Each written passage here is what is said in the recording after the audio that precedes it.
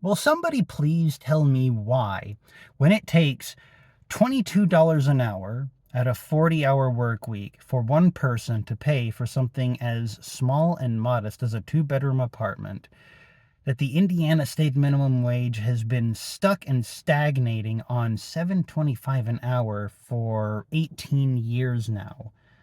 I'm Liliana Young, and I'm running for the Indiana House of Representatives in District 61.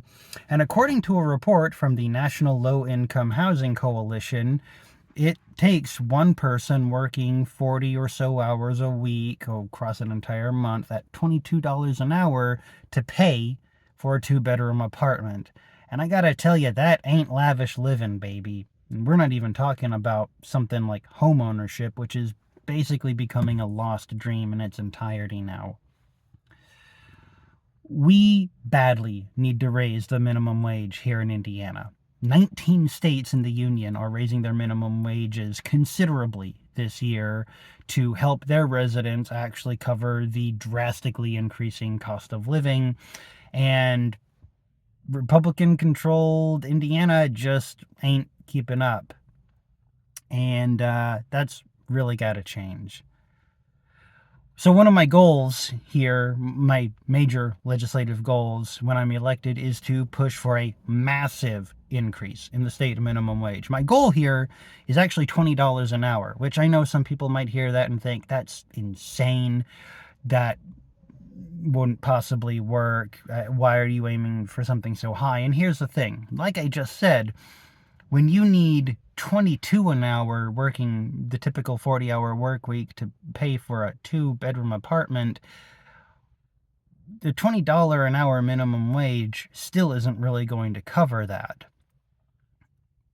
We're still going to have a situation where a lot of people out there are going to need multiple incomes or working 50, 60, 70-hour work weeks to pay for their housing, but at the very least, you can get something a lot better from $20 an hour than what you can get from the $7.25. And I know some people are going to bring up the argument of, well, businesses don't actually just pay $7.25 an hour, so why are you even worried about that? That's a gotcha. Here's the thing.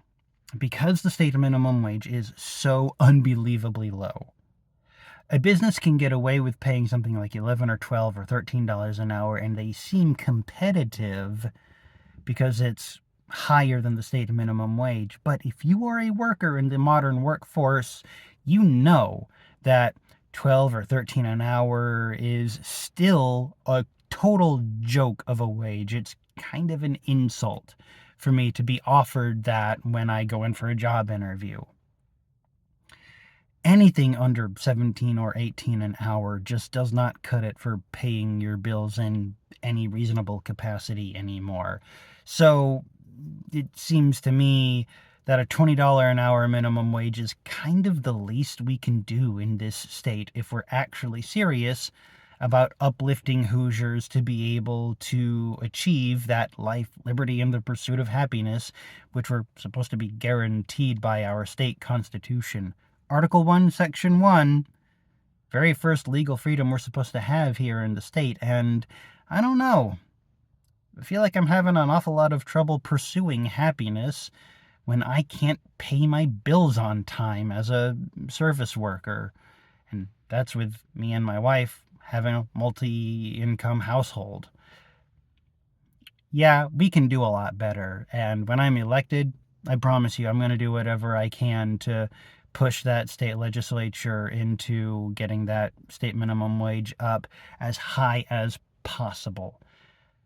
We've got 7 million people in the state of Indiana who are suffering and deserve way better than what they've been given. These dinner table scraps that this Republican-controlled state has just tossed off to them.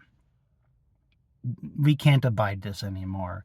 And I promise I'm going to push to improve that as much as I can.